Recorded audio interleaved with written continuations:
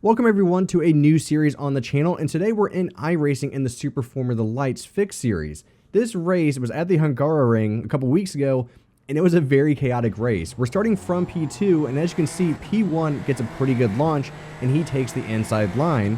So what I'm trying to do is hold him to the inside line so I can then open up my steering a little bit to open up the corner. The issue with this, I didn't go all the way to the outside of the track because I'm racing in VR. It was really hard to see if I was going to have someone try to send it up on the outside, so I left a little bit of room just in case, and because of that you can see P3 gets a good run, but he clips our rear wheel and spins us out and sending us all the way to the back of the field. And so this is where our race kind of begins. On lap 1, we're now at the very back of the field in last place, or second to last place.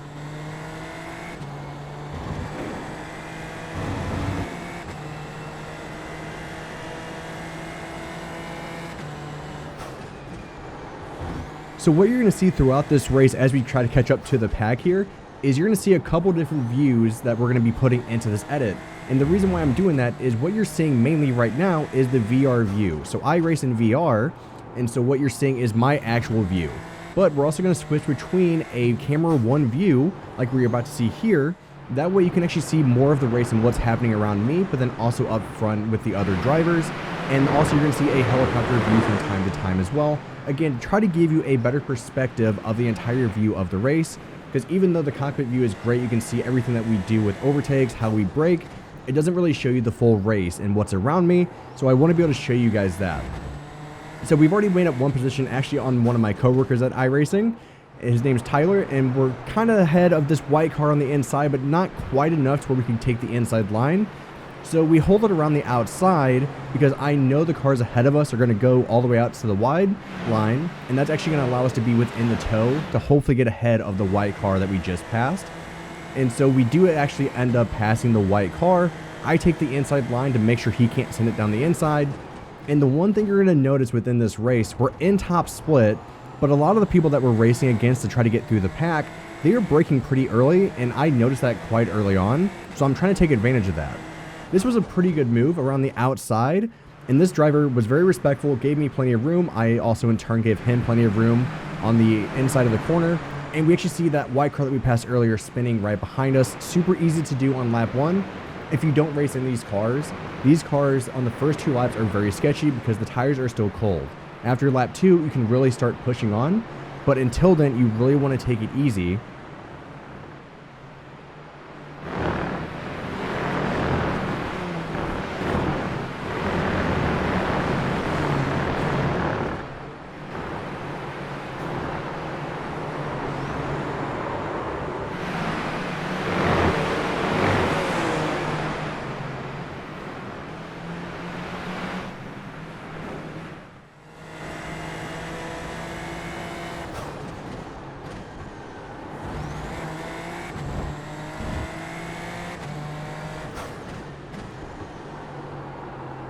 Similar to lap 1 here, we're just going to kind of hold the inside line and then take the outside line here.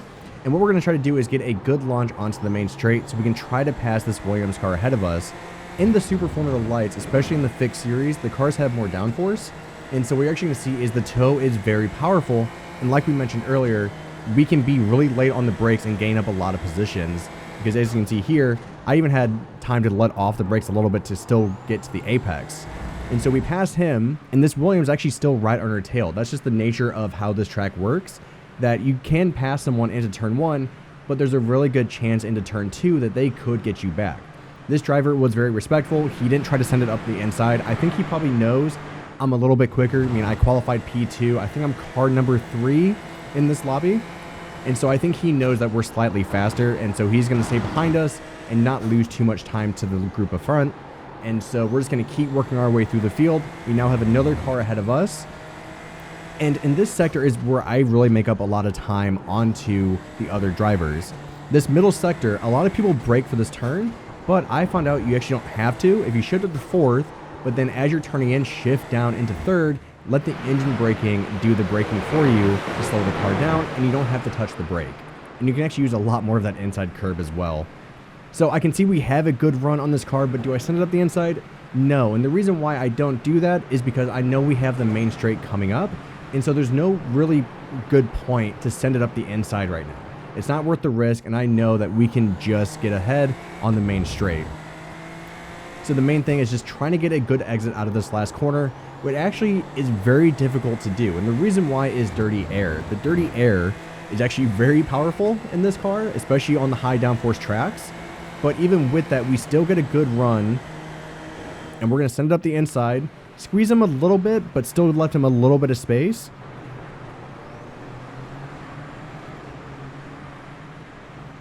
This is where he actually gets a good launch onto turn 2, but I kind of am aware of that. And so what I do is keep it on the inside and more in the middle of the track so he can't send it down the inside.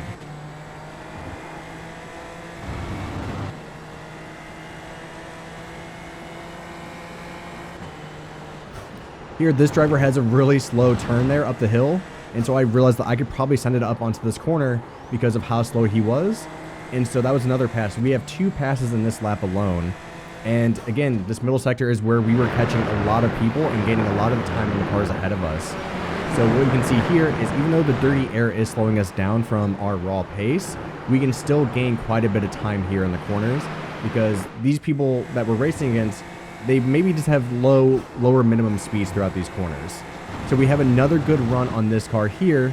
Now here, I actually decide to send it down the inside. Now the reason why is I kind of want to get out of the dirty air, but I left him enough space on the outside of the corner, and he sends it up on the inside of the next corner. And so I just give him enough room, hold it around the outside, and now I try to send it into the last corner. I do run a little bit wider than I probably would have liked to, but I still can get on the gas really early in that final corner to give us a nice solid run down to turn 1. But if you look in the mirrors, you can see him still getting a good draft. So I cover the inside line, sending him to the outside. Now, I actually didn't realize how much I squeezed him here, which is why I like these other camera angles, because I thought he would have gone more to the outside, but I didn't know that he had another car coming up on him. So once again, coming down to turn 2, I hold the middle of the road because I know that the people that we were just fighting with can get a good run onto me, and I want to cover that inside line.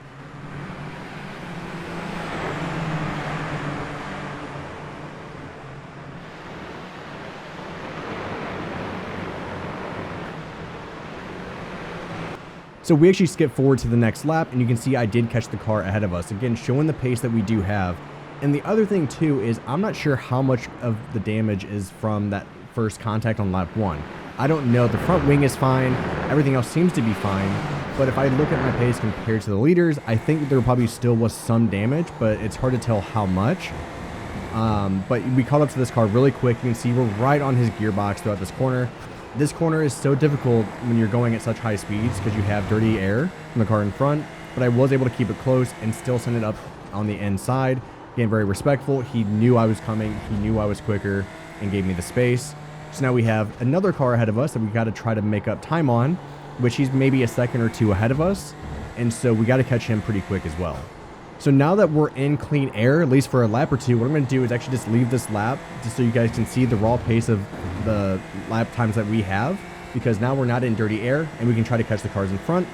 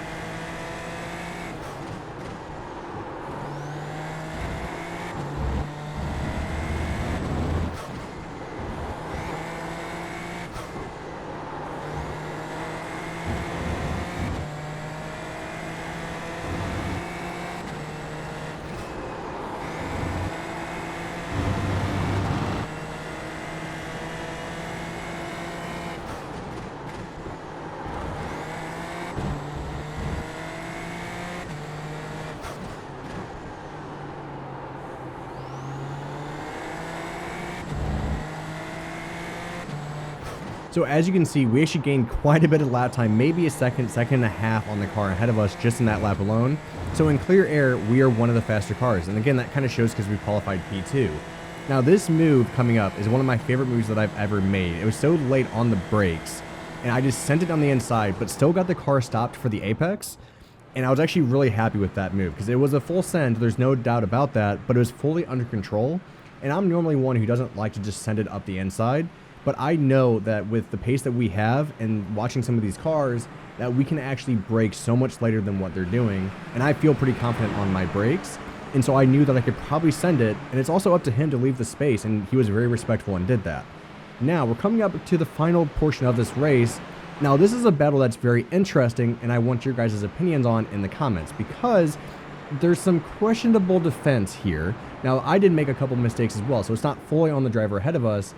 But some interesting things are about to happen as I catch this car ahead of us. And I think what he was doing was reactionary driving. So anytime that I would move to the outside, because I was catching him, he would move to cover me. He would react to my move to cover me. And that was actually quite dangerous. And a couple times I had to back out, which you'll see, but it was very, very close quite a few times. And again, as you can see, we're braking later and we're carrying more speed. This driver was pretty quick. He was faster than the cars behind us, but the thing was he had really low minimum speed, which I wasn't used to. And so there's a couple times that caught me out that you're going to see. This corner was one of them. But even with that being caught out on the final corner, we still have a good run down to turn 1. And I know that we're in his draft and I know that we're faster and that we can pass him. And so what we're going to do is send it down the inside like we did the lap before. This one, we didn't have to be as late on the brakes as we were. I was probably a little too cautious getting back on throttle. And because of that, like we said earlier, he has a good run down into turn 2 on me and actually tries to hold it around the outside. I noticed this, and so I'm giving him enough space on the outside because I don't want to cause a crash. And so he actually gets back ahead, and what you can see here is he comes across, that one's fine. Because I think he probably was clear. We did get a 0x because of that, so it was very close, and he's being very dangerous because I wasn't fully clear of him yet by the 0x, but close enough to where it didn't affect either of our races, so that was fine. I had no issue with that one. Again, we're faster than him through this middle sector especially, and into the final sector actually we're very quick. And so we're catching him throughout this entire lap. He's really good in sector 1, but in sectors 2 and 3 I think we're definitely by far quicker. And you can see here that we can be right up onto his gearbox. And we have another good run down into this next corner to where, again, I brake super late, try to carry more minimum speed, and he actually gets a good launch as well. Now this corner is where his minimum speed was very slow, and that contact right there damaged my wing. So that damage was on me because I didn't expect him to slow down as much as he did in the middle of the corner. So I think he was trying to V off the corner a little bit to where I like more of a sweeping line. And so with that small amount of damage to my front wing, I'm losing performance down the straights. Now it's harder to pass him. And so what I have to do is fully send it now if I'm going to try to pass him, because even in the draft, I'm not catching him. So you can see that we're close into turn 1, but we're not quite there. And now we go down into turn 2. And here's what he likes to do. He likes to cover the middle of the road, which is fine. But then you'll see in other times, he will like to come back onto the line and cut your nose off, which is very dangerous in most scenarios. And so, again, that corner was fine. You know, he defended the inside. He did wash a little bit wide. I noticed a small door on the inside that kind of opened up, but I saw it closing, so I backed out. That one's fully on me if I was going to cause that accident. You know, sending it down the inside like that would have been my fault, so I backed out. That's totally fine. But again, we're right on his gearbox here through this middle sector. And there's actually a yellow flag up ahead. And so again, especially this corner here is where we're gaining so much time on him, these next 2 corners, because he can probably gain a second ahead of us, but then we would gain it right back in the middle sector. And so again, dirty air is causing us to lift a little bit more than we need to. So he's really good through that corner. It seems like high speed corners he's really good, but it's the slower speeds where he's really struggling.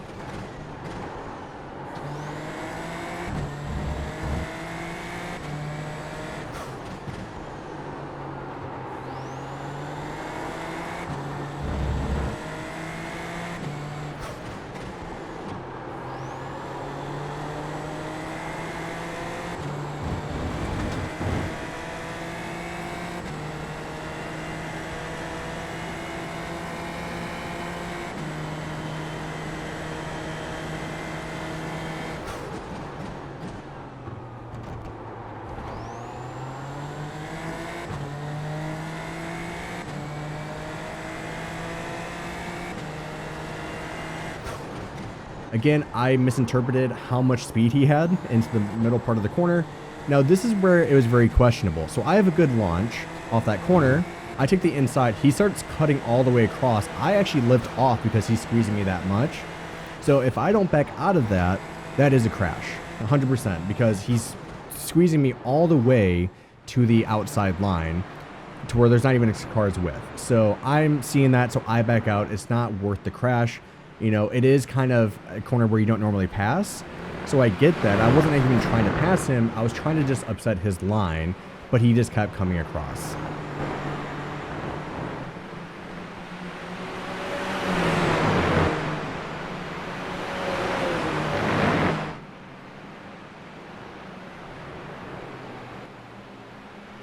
Now what you can see is all this battling that him and I are doing is allowing the car that we just passed a couple laps ago to catch back up to us.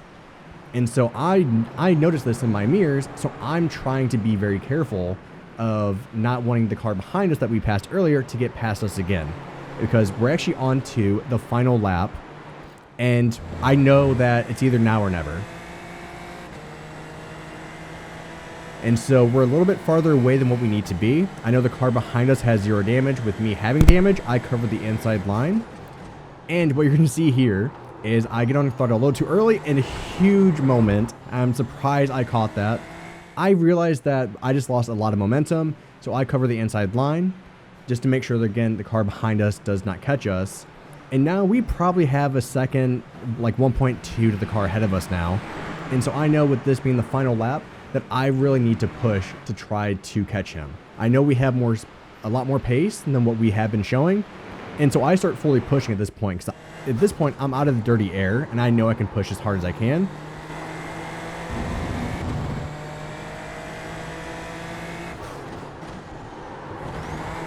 So through this final sector, I can finally take the lines that I want to, with the car actually responding the way I want it to. And he actually goes a little bit wide at that corner, which gives me an even better run on him. And into this final sector, I kind of just fully keep it pinned. Full throttle, just kind of hoping the car would turn, and it did. Now, this is where it gets interesting. He brakes really early, probably because it's the last lap. He doesn't want to lock up. I know that he likes to take the outside line, and so I send it down the inside, still fully controlled. I didn't lock up or anything, but still give him enough space. We have a 0x because he was trying to push me a little bit. I try to hold it around the outside. And what we actually do is he comes across, which is fine, but then you can see I go to the inside, he comes to the inside as well, and he actually does finish ahead of me. It was a very close race, but to actually finish P7 from going from last at the first lap, I was pretty happy with. And because of that, we actually gained some I rating back, which was actually one of the best goals of that. So it was good damage limitation, but it was a very interesting race, and one that was actually very exciting to be in, because there was a lot of overtaking that I had to do, but everything was clean. And that's what I love about the Super Formula Lights and racing in Top Split, is you get some great racing like that. So that's it for that race. If you guys like this idea for a video and the different camera perspectives, or if there's anything else that you think I should be adding, and I really want to be doing more stuff like this, and I'm still working on a couple minute details on audio, but then how I want to stream and get voiceovers actually when I'm in the race, and not just doing a voiceover in the edit. So there's still a couple things I'm trying to figure out, but yeah, let me know what you guys think of the series, and if you like it, like and subscribe, and I'll talk to you guys later. Bye bye.